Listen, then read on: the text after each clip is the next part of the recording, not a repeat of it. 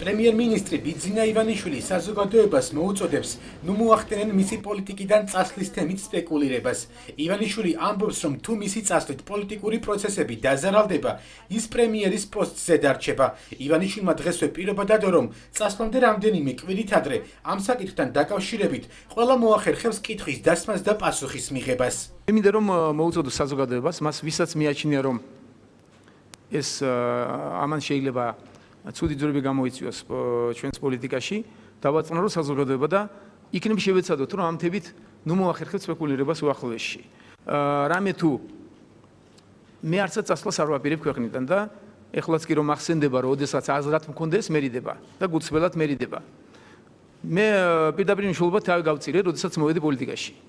და არავის ნურავის ნუ ექნება აზრად ის, რომ პროცესები, რომელიც დალაგებაში მიდის და კიდევ და უფრო დაიხვეწება დროში, რომ მე ამ პროცესებს გამოვეცალო და ვინმეს ეს დასაშლელად და ასარევად დაუტოვო. მე მოახერხებ წასვლის წინ ჟურნალისტებს, გუნდისევრებს, მთლიანად საზოგადოებას, ვისაც კი კითხვა ექნება, ამომწურავად გავცემ ყველა კითხვას პასუხს, რომ ჩემი წასვლით არაფერი არ დაზარალდება და არ გაფუჭდება და მხოლოდ პლუსებში ჩაჯდება. მხოლოდ ამ შემთხვევაში მოახერხებ პოლიტიკიდან წასვლას და არა ისე, რომ ჩემი წასვლით დაზარალდეს თქვათ მთავრობა თუ საერთოდ საზოგადოება.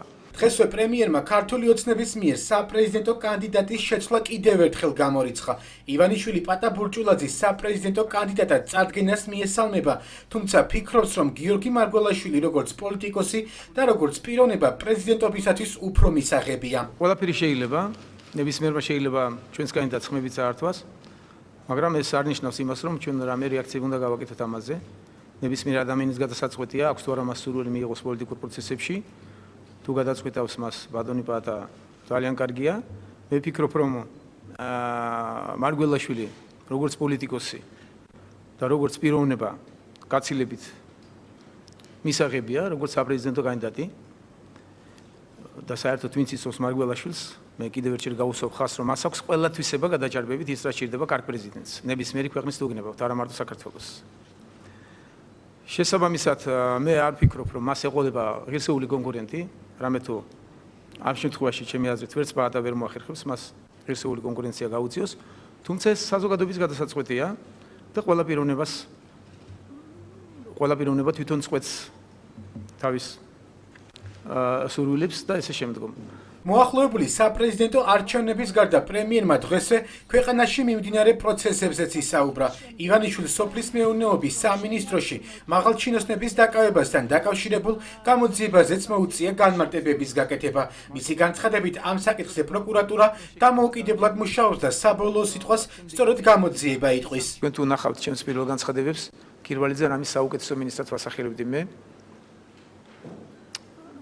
თუ გინებავთ არ მოვერიდები და იმასაც ვიტყვი, რომ როდესაც ინფორმაცია პირველი შემოვიდა, მე ვცდილობდი როგორმე რომ ეს თემა და მივხვდი რომ შეცდომას უშვებდი. პოლიტიკურად ცდილობა მქონდა და მივხვდი რომ შეცდომას უშვებდი, რომ პროკურატურისთვის უნდა მეთხოვნა, მე პოლიციისთვის უნდა მეთხოვნა, იმდენად ძვირფასი და იმდენად ტკივნეული იყო ჩემთვის სოფლის მეურნეობაზე და მის მინისტრზე მსგავსი ქმედებები. მაგრამ მე ვფიქრობ, სწორი გადაწყვეტილებები მივიღე, რომ პრეცედენტი არ უნდა დაუშვათ პოლიტიკური გადაწყვეტილებების. ყველაფერს უნდა ქონდეს სამართლებრივი, ამ შემთხვევაში მხოლოდ ამ კუთხით ვითარდება სიტუაცია. იქ პრეტენზია ჰქონდათ საერთაშორისო სერიოზული ექსპერტები, სხვათა შორის მოიწვიეს და ჩვენ მივეცით საშუალება მათ ექსპერტიზის გაკეთების. მე ვფიქრობ, რომ არ ჩანს და არ არის იმის აუცილებლობა, რომ გარედან ჩარევა მოხდეს. ან ზეწოლა მოხდეს პროკურატურაზე დაველოდოთ. დღევანდელ პრესკონფერენციაზევე ჟურნალისტის კითხვის შემდეგ გაირკვა, რომ პრემიერს ლადო ბედუკაძისთვის ბრალის მოხსნის თაობაზე ინფორმაცია არ ჰქონდა. ივანიშვილმა განაცხადა, რომ თუ ფაქტები ადასტურებს, რომ ადამიანებს წამებაში აქვს მონაწილეობა მიღებული, მასთან საპროცესო შეთანხმება არ უნდა დაიდოს. გამიჭირდება პასუხის გაცემა, რამე თუ დამტკიცებულია, რომ კონკრეტულად პიროვნებას ადამიანის წამებაში ქონდა მონაწილეობა მიღებული და მათთან საპროცესო შეთანხმება გაფორმდა, მე გეთანხმებით თქვენს კითხვას, მეც უერთდები. თუ ეს ესეა, მე დამატებით გამოვიკვლევ, ამას ესე არ უნდა იყოს. პრემიერმა შეფასება გააკეთა ოქტომბრის არჩევნების შემდეგ რელიგიური ექსტრემიზმის ფაქტებზეც. მისი განცხადებით, ყველა აღმსარებლობის ადამიანს უფლება აქვს მისი მწამსის შესაფერისად იცხოვროს. რაც შეეხება სამთაწყაროში ბოლო დროს განვითარებულ მოვლენებს, ივანიშვილმა ადგილობრივ მოსახლეობას კანონის მორჩილებისკენ მოუწოდა. მე მინდა დავარწმუნო საზოგადოება და პირველ რიგში მე მიმართავ დედოფლის წყაროს რეგიონია სამთაწყაროს მოსახლეობას, რომ კეთილინებონ და დაიცვან კანონიერება. ჩვენ ვცდილობთ იქ მოლაპარაკების გზით და ეს არის საუკეთესო საშუალება, რომ დავარწმუნოთ ორივე მხარე, რომელიც მშვიდობიანად მისცენ საშუალება მათ უმცირესობას აღასრულონ თავისი რელიგიური ძამსი და თუ ეს არ მოხერხდება მოლაპარაკების გზით, ჩვენ გამოვიყენებთ კანონს მთელი სიმკაცრით. შიდა პოლიტიკური საკითხების გარდა პრემიერმა საგარეო ურთიერთობებსა და ტერიტორიულ მთლიანობაზეც ისაუბრა. მისი აზრით, საქართველოს ტერიტორიული მთლიანობის აღდგემის პრობლემის გადაწყვეტა მხოლოდ რუსეთზე დამოკიდებული არ არის. პრემიერი მიიჩნევს, რომ სეპარატისტული რეგიონების არსებობა თავად რუსეთისა და მისი უსაფრთხოების ინტერესებში არ შედის. მისივე განცხადებით, ქვეყნის გამთლიანების და აფხაზებთან და ოსებთან ურთიერთობის აღდგენის კლასიკური გასაღები ეკონომიკის განვითარებაა. დღესვე პრემიერმა განაცხადა, რომ მისი სურვილია ვლადიმერ პუტინს შეხვდეს, თუმცა როგორც ივანიშვილმა აღნიშნა, დღევანდელი სიტუაცია არ არის იმისათვის საკმარისი, რომ შეხვედრაზე საუბარი იყოს. მე არ ველოდები რაღაც სასწაულს და არ ვფიქრობ, რომ მე მაქვს ეიფორია, რომ ხვალ მოხდება ტერიტორიული მთლიანობის აღდგენა და ან მარტო რუსეთის გადასაწყვეტია ჩვენი ტერიტორიული მთლიანობის აღდგენა და თუ ნახეთ თქვენ რუსეთის პრეზიდენტის ინტერვიუს დიდი ნაწილი დათმობილი ჰქონდა საქართველოსთან ურთიერთობას, ყველაზე დიდი მინიშნება ჩემთვის.